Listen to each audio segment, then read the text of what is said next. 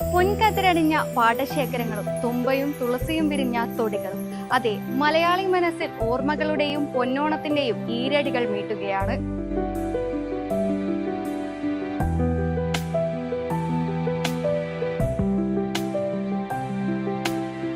കാർഷിക സംസ്കാരത്തിന്റെയും സമൃദ്ധിയുടെയും വീണ്ടെടുപ്പിലേക്ക് നാടുണരുമ്പോൾ ഒരു ചിങ്ങമാസം കൂടി വന്നെത്തുകയാണ്. പെയ്തൊഴിഞ്ഞ കർക്കിടക പെരുമഴയുടെ കറുത്ത രാത്രികൾ പതുക്കെ വഴിമാറുകയാണ്. പഞ്ഞമാസത്തിന്റെ കാർമേഘങ്ങളെ അകറ്റി നിർത്തി നാളെ പൊന്നിൻ ചിങ്ങപ്പുലരി. വറുതിയുടെ നാളുകൾക്ക് വിട നൽകി മലനാടിന്റെ മണ്ണിലും മനസ്സിലും ഇനി ഐശ്വര്യത്തിന്റെ തങ്കവയിൽ താളം തുള്ളും.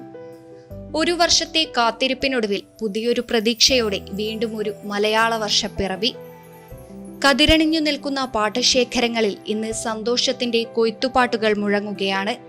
അതെ, നാളെ നമ്മുടെ കർഷകരുടെ ദിനം കൂടിയാണ്.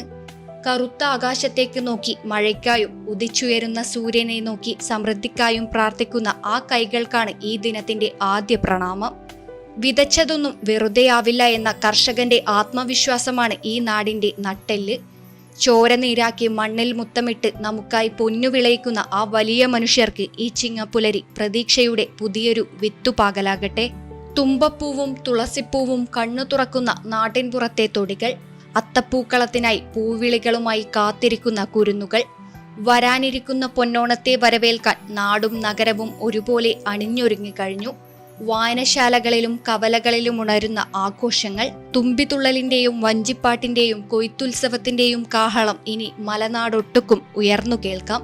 കാലാവസ്ഥയും കാലവും എത്ര തന്നെ മാറിയാലും ഓരോ മലയാളിയുടെ ഉള്ളിലും മായാതെ നിൽക്കുന്ന ചില ഓർമ്മകളുണ്ട്.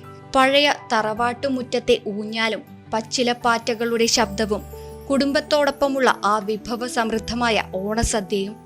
പ്രതിസന്ധികളെ അതിജീവിച്ച് മുന്നോട്ട് കുതിക്കാൻ മലയാളിക്ക് ഊർജം നൽകുന്നത് ഈ ഒരുമയുടെ ഓർമ്മകളാണ്.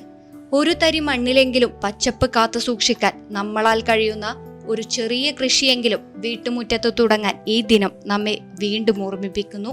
മണ്ണ് പൊന്നാക്കുന്ന കർഷക മനസ്സുകൾക്ക് ആദരമർപ്പിച്ച് ഐശ്വര്യത്തിന്റെ ഒരു പൊന്നിൻ പുലരിയായി ചിങ്ങമാസം പിറക്കുകയാണ്.